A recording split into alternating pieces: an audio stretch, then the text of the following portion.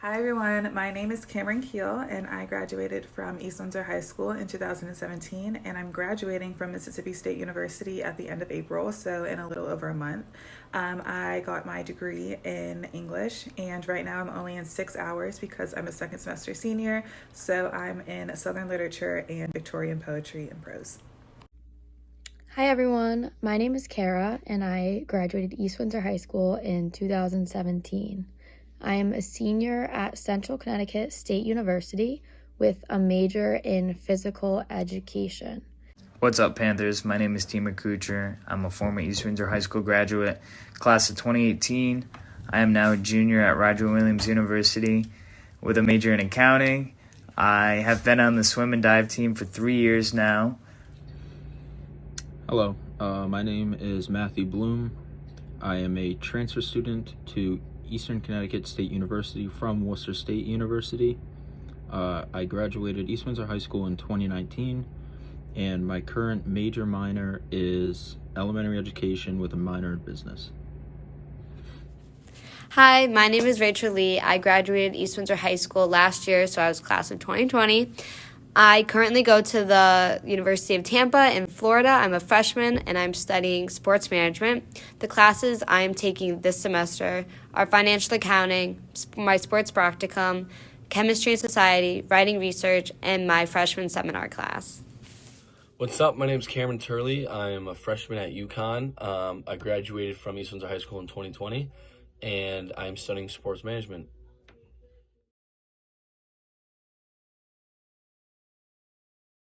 Policies are different for every university. For mine, attendance is required for probably 90% of our classes. There are many studies that show when you actually go to class, you do have better grades than your peers who do not. When it comes to class size, I go to a larger university. So my first 2 years in my lecture style classes, I had about 300 to 500 students in those classes. But as time goes on and I got into more major specific courses, my max capacity for my classes would be around 30 students. I think that because I'm an English major, I write and read more than the average student. So I read about 9 hours a week per course that is specific to my major. And I write a lot of papers periodically, but I think that my biggest writing assignment would be my final paper, which is about 10 to 12 pages at the end of each semester. So in college, the grading is pretty similar. I mean, your standard A to F scale. The only difference is that you do not get as many grades put in the grade book like you do in high school.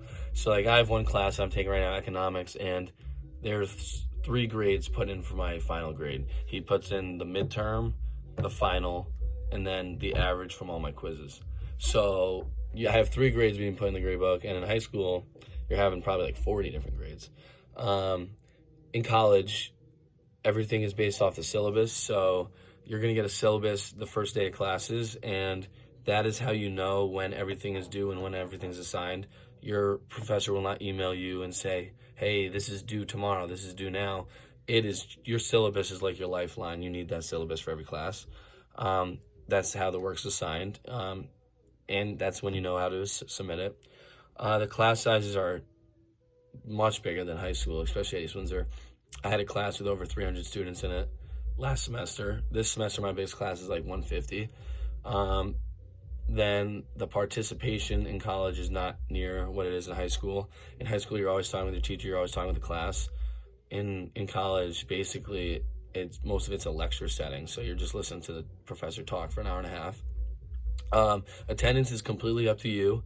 You do not have to go if you don't want to. The professors do not care if you're not there, but they will not change their class for you. So they'll still have the exams, tests, quizzes, and it's your job to know your information when those days are. So that's why you always have to go to class. And those are the biggest things between high school and college. Typical semester for me, I would have about 5 to 6 courses that meet 2 to 3 times a week. So I might have one course that meets on Monday, Wednesday, whereas another course might meet Tuesday, Thursday, and they're all about an hour and 15 minutes each. So English is unavoidable in college. You will always have to take at least one course depending on your major, but most majors require at least one course in some type of English or writing class. So I really recommend that you take advantage of the English course that you're taking right now, because you are going to use these skills for the rest of your life. So most of the grading in college has been percentage based. So for example, tests are 50% of your grade, homework is 20% of your grade, stuff of that nature. I have had, I think, 2 or 3 courses that are, I forget the exact name for them, but they're point based. So for the entire semester, you have, say, 1,000 points. A test is 100 points and a homework assignment is 25 points. So they all just stack up, and then at the end of the semester, that's what you get.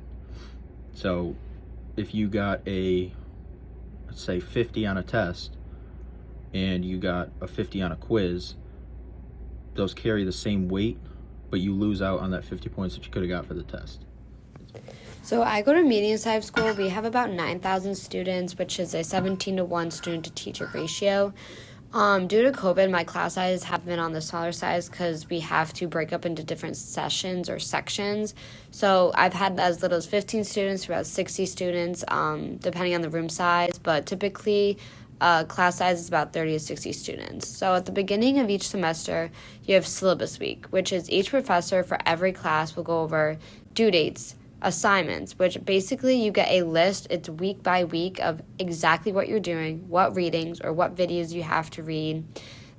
All the class assignments, all the due dates are listed, so there's no excuse for why anything is late, or you can't just say, oh, I didn't see it, because everything is listed on the syllabus. I think college is and isn't what I expected at the same time. I go to a large state school in Mississippi, so it is kind of similar to what you see in the movies, but it is a lot more challenging than I anticipated. I think that the best part, though, is that I have so many opportunities and I'm involved in a lot of things on campus. Like, I model for a fashion organization on campus, and I'm the content editor for a fashion magazine, and I'm really passionate about both of those things now. But I think the most difficult thing is that I do live 24 hours away from home, but I've allowed myself to kind of create my own community and kind of like a home away from home here in Mississippi. College is definitely harder than I expected coming out of high school. It's a lot more studying and a lot more work than I had in high school. But I would say the best part about college is just meeting a ton of new people, making a ton of new friends. It's really the best time of your life. And the hardest part, like I said before, is just increased workload. It's a lot more than you had in high school, but it's doable. You just work hard and you'll be rewarded.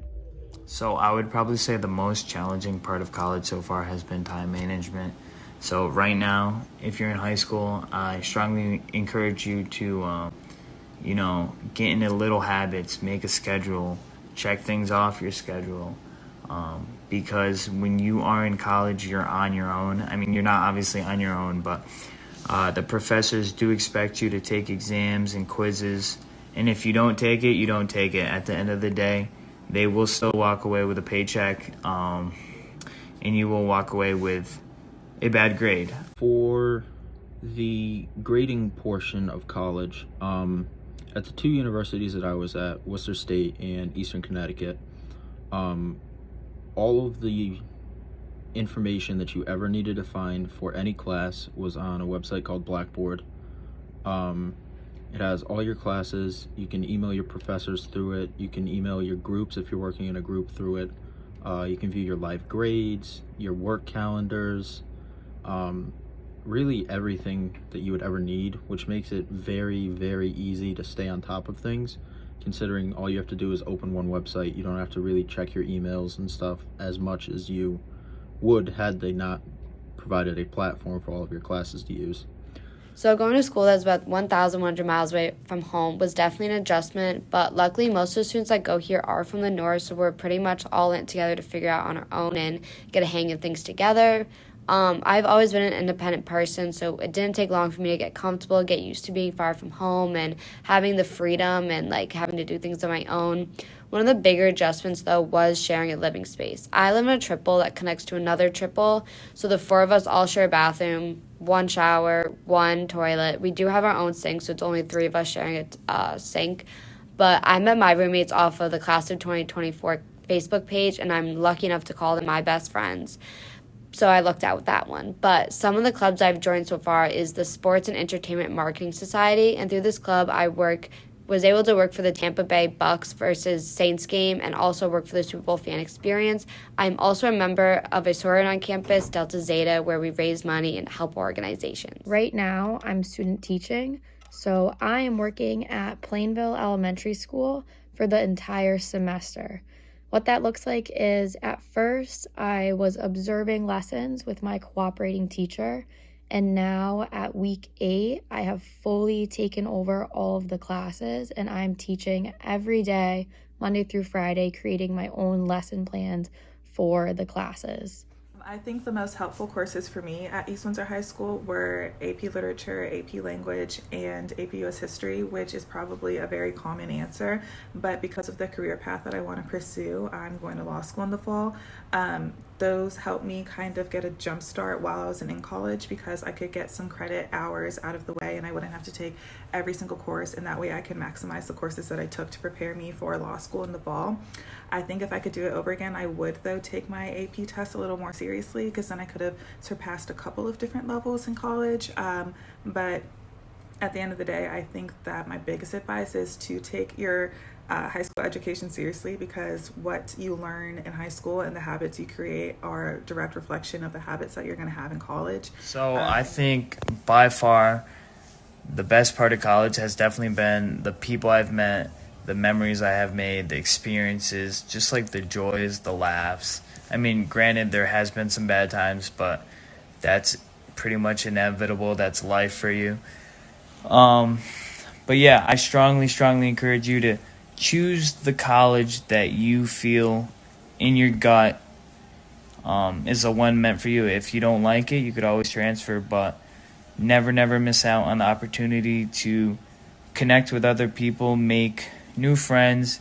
Even if you go to a smaller school, you can make relationships with professors. I mean, these 4 years are going to go by super fast, so try not to regret anything that happens in college. There will be regret, but just keep moving forward.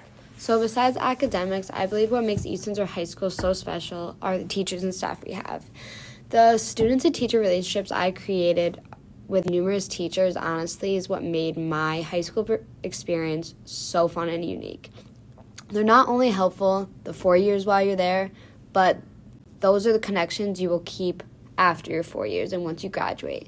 So the advice I would give to you is to not only take as many AP courses as possible, but is to build those student to teacher relationships.